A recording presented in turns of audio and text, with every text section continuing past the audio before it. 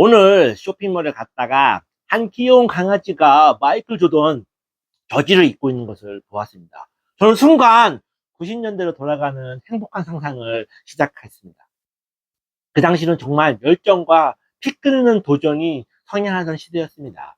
바로 이 책 슬램덩크처럼 말이죠. 와, 저는 슬램덩크에서 가장 좋아했던 주인공은 솔직히 강백호였습니다. 물론 제 또래들은 대부분 정대만을 좋아했습니다. 중요한 건 꺾이지 않는 마음입니다. 맞습니다. 저는 그 점 매우 좋게 생각합니다. 하지만 저는 농구를 굉장히 잘했고 작은 키로도 리바운드를 잘해서 그런지 리바운드와 강백호에 좀 더 열정이 가더군요. 어쨌든 그것은 중요한 건 아니고 90년대 뜨거운 농구음이 불었을 때 저도 NBA를 많이 시청했거든요. 그래서 마이클 조던을 매우 잘 알고 또래들도 대부분 마이클 조던만 얘기만 들으면 엄청 환호했습니다. 그리고 그 당시에는 마이클 조던을 보면서 이런 생각을 했죠. 마이클 조던이 성공할 수 있었던 거는 90%의 뜨거운 열정과 노력, 그리고 10%의 재능 덕분이다 라고 생각했습니다. 그리고 그런 생각은 30대 후반까지 지속되었죠. 저는 성공하기 위해서는 노력과 열정이 제일 중요하다고 생각했고, 재능은 많이 쳐줘야 20% 정도라고 생각했습니다.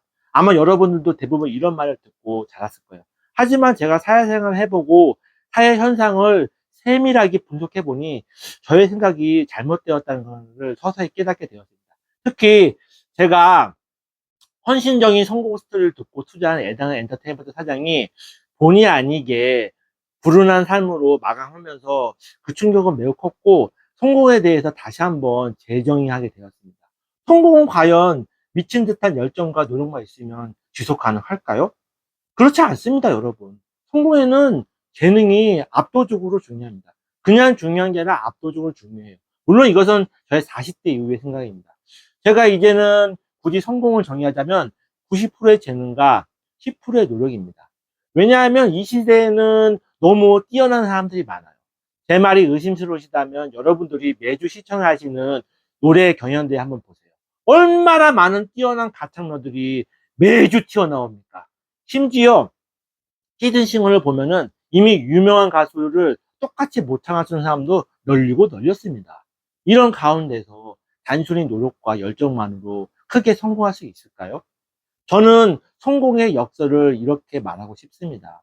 성공한 사람들은 그렇게 겸손하게 말할 수밖에 없어요. 제가 만약 성공했더라도 그렇게 말할 수밖에 없을 것 같아요. 인터뷰가 와가지고 당신의 성공 비결은 뭐라고 생각하십니까? 그럼 제가 나는 10,000명 중에 1명 갖고 있는 재능을 태어났고 그러다 보니까 좋은 성과를 많이 얻었고 그러다 보니까 더욱 신나서 더 많은 노력을 하게 되었다. 이게 진실 아닙니까? 만약에 내가 노력한 만큼 별다른 성과가 없었다면 그렇게 지속 가능한 노력을 할 수 있었을까요? 장담하건대 그럴 수 있는 사람은 아무도 없습니다. 대부분 꾸준하게 노력할 수 있는 이유는 성과가 따라오기 때문입니다. 그리고 본인도 다 알아요. 내가 다른 사람보다 이 분야에서만큼은 훨씬 뛰어나구나. 그런 생각 없이 지속 가능한 열정은 절대 발휘되지 않습니다. 하지만 성공한 사람들은 언론에 노출되기 때문에 그런 말을 쉽사리 할 수 없죠. 당연히 가장 먼저 부각되는 것은 헌신적인 노력과 열정, 그리고 힘들었을 때 무너지지 않고 다시 시작하는 도전 정신. 이것만 집중적으로 부각됩니다. 물론 그건 틀린 얘기는 아닙니다. 하지만 50% 이상은 또 아닙니다.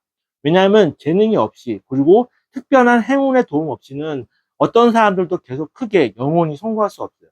제가 어떤 식으로 투자를 했냐면 다 성공 스토리 있고 투자한 회사였어요. 에단 엔터테인먼트, 쌈지, 이래전자 모두 성공 스토리에 많이 나왔던 회사들이었습니다. 그렇다면 그분들이 상장편이 된 거는 열심히 노력하지 않았을까요? 저는 그래서 여러분들에게 말하고 싶은 것은 노력보다 더 중요한 것은 자신의 최고 적성을 찾는 것이다. 즉 포지셔닝 정신이다 라고 지속적으로 강조하고 있는 겁니다. 제가 TV를 보면 또는 유튜브를 보면은 제가 좋아했던 서장훈 선수도 노력을 많이 강조하더라고요. 그 피땀 흘리는 노력으로 돈을 벌어야 된다. 물론 맞는 말입니다. 하지만 저는 서장훈 선수께 이런 말을 하고 싶었어요. 형, 저도 농구하고 싶었어요. 모두 다 농구를 하던 시대에 저도 NBA 선수 같다는 소리 많이 들었어요. 근데 제가 왜 농구 선수 안 하는지 아세요? 키가 168.4입니다. 제가 성공할 수 있을까요? 죽도록 노력한다고? 365일 24시간 노력해도 절대로 이길 수 없다는 걸 알고 있었어요. 절대로 성공한 사람이 될 수가 없죠. 일단 키가 안 되잖아요. 키가 최소한 175는 넘어야 될 거 아닙니까? 168.4로 어디다 비빕니까? 하지만 서장훈 선수는 2m7을 가지고 있어요. 만약에 이게 미국이었다면 별다른 재능은 아니었을 겁니다. 그렇다면 성공할 가능성도 확 줄어들겠죠. 하지만 한국에서 2m7cm는 압도적인 피지컬입니다. 거기에 운동 재능이 조금만 받쳐주면 완전 슈퍼스타가 될 수 있는 재능이 확보되는 거죠. 그러니까 본인은 신나니까 더욱더 노력하겠죠. 이게 핵심입니다. 서장훈 선수의 노력을 폄하하는 게 아니라 성공한 사람들도 이런 진실을 쉽게 말하지 못하는 겁니다. 자신이 갖고 있는 피지컬적인 우위를 어떻게 쉽게 말할 수 있겠어요? 그런 순간 대중들한테 미움을 받을 텐데. 오타니 선수만 해도 그렇지 않습니까? 얼마나 피지컬이 좋습니까? 190이 넘어, 190이. 와! 하지만 그것을 언급하는 언론은 별로 없죠. 왜냐하면 대부분 노력과 열정, 그리고 그가 삶을 대하는 자세, 이런 점을 집중적으로 부각해야 사람들이 좋아하잖아요. 사실 저도 2030 시절에는 그렇거든요. 그래서 제가 세 군데 회사를 연속적으로 말아먹었다 아닙니까? 특히 주식 투자로. 다 그렇게 듣기 좋은 소리만 하니까. 그래서 제가 유튜브로 직설적인 얘기를 하는 거 아닙니까? 유튜브의 장점이 뭡니까? 조회수가 안 나와도 하고 싶은 얘기를 할 수 있다. 하지만 다른 사람들한테 피해를 주지 않는 선에서 제가 세상을 해석하는 방식대로 말할 수 있는 어떤 기회를 주는 거잖아요. 그런 측면에서 유튜브는 굉장한 순기능을 갖고 있다고 생각합니다. 예전 같았으면 언론이 몇 개 되지 않았던 90년대에는 절대 이런 말 할 수 없죠. 누가 그런 말을 하도록 허락하겠어요. 구독률 떨어져, 방송 시청률 떨어져, 그 다음에 언론 잡지 보던 사람들 떨어져 나갈 거 뻔히 아는데, 사람들은 성공한 사람들의 어떤 기적 같은 성공 스토리, 그 다음에 신화적인 얘기, 이런 걸 듣고 싶어 한단 말이에요. 당연히 그런 얘기를 쓸 수밖에 없죠. 하지만 유튜브의 장점은 뭡니까? 저처럼 제가 솔직히 느꼈던 점을 조회수에 상관없이 말할 수 있는 거 아니겠습니까? 사실 제가 지금 유튜브 성적이 굉장히 저조합니다. 하지만 제가 왜 계속 이걸 하고 있냐면은, 제가 생각하는 저의 제1 재능은 말하기 능력이라는 것을 40대 후반에 깨달았기 때문이었어요. 농구 실력만큼 너 말 잘한다, 뭐 말하는 쪽으로 직업을 좀 삼아봐라, 이런 얘기 여러 번 들었습니다. 어떤 분은 연극 배우 같다는 소리도 한 두세 명 있었어요. 하지만 저는 길을 딱 맞고 그 얘기를 딱 차단했고, 저는 사업하고 싶다고 얘기했죠. 결론은 어떻게 됐을까요? 저는 잘 풀리지 않았습니다. 왜냐하면 다른 사람들이 나보고 말을 잘한다라고 얘기할 때는 그 말하는 재능을 잘 살려서 상품화 시키라는 얘기였어요. 내가 봤을 때 너는 그쪽에 재능이 있으니까 기꺼이 돈을 지불할 의사가 있다는 거죠. 그게 상위 1%가 아닐 수는 있어요.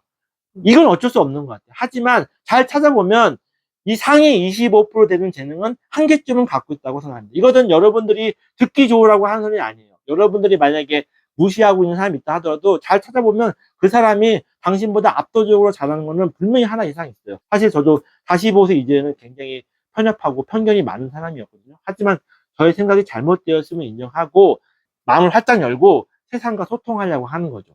지금 유튜브 하는 것도 역시 마찬가지 아니겠습니까? 조회수 안 나오고 구독자 안 늘어도 저는 말하는 걸 좋아하니까 그냥 끊임없이 하는 겁니다. 노력을 하는 거죠. 근데 만약에 피드백을 주시는 댓글이 있다 하면은 그것을 받아들이고 좀 더 발전시키려는 방향으로 지속적인 노력을 하겠죠. 특히 말하기 쪽에서요. 저는 이 점을 말하고 싶습니다. 저는 예전에 쓸데없는 노력을 했던 것, 즉 인맥 쌓기나 뭐 영어 실력, 이제 다 접었습니다. 저는 그쪽에 재능 없어요. 그것을 계속 했기 때문에 계속해서 삶이 안 풀렸던 거예요. 자신이 잘 할 수 없는 것을 잘하려고 노력하는 순간부터 인생 스텝 겁나게 꼬입니다. 많이 꼬이는 정도가 아니라 어마무시하게 꼬입니다. 따라서 저는 여러분들에게 혹시 이 유튜브 영상을 보시는 분이 있다면 진지하게 자신의 최고 적성이 무엇인지 꼭 찾아보라고 진지하게 조언 드리고 싶습니다. 상위 1%면 더욱더 좋고, 적어도 열심히 찾아본다면 다른 사람보다 확실히 뛰어난 상위 25% 재능은 적어도 한 가지 이상은 가지고 있을 거예요. 만약 두 가지를 가지고 있다면 그 두 가지를 믹스해서 새로운 카테고리를 한번 찾아보시기 바랍니다. 저 같은 경우는 가장 실생활적인 소재를 찾아서 여러분들에게 다가가려고 하는 거죠. 그래서 최대한 쉽게 말을 하려고 하는 거고요. 어쨌든 중요한 거는 여러분들의 최고 적성을 찾는 겁니다. 제가 조던한테 가졌던 그 심정, 90%의 노력과 10%의 재능은 지금 와서 봤을 때는 제가 잘못 생각했던 것 같습니다. 정확히 말하면 90%의 재능과 10%의 노력이죠. 왜냐하면 재능이 있을 경우 곧바로 피드백이 옵니다. 최대한 빠르게 피드백이 옵니다. 그럼 그 사람은 신나겠죠. 아, 내가 다른 사람보다 이걸 훨씬 잘하는구나. 그러니까 더 열심히 노력하겠죠. 그리고 더욱더 앞서 나가겠죠. 이게 바로 성공하는 사람들의 진짜 비결입니다.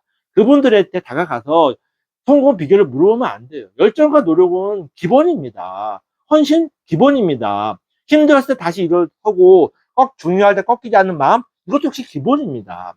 가장 핵심은 자신의 최고 적성을 찾는 겁니다. 그것을 찾았을 때만 지속적인 노력이 가능하고 넘어졌을 때도 다시 일어날 수 있는 겁니다. 왜냐하면 내가 잘하는 거니까.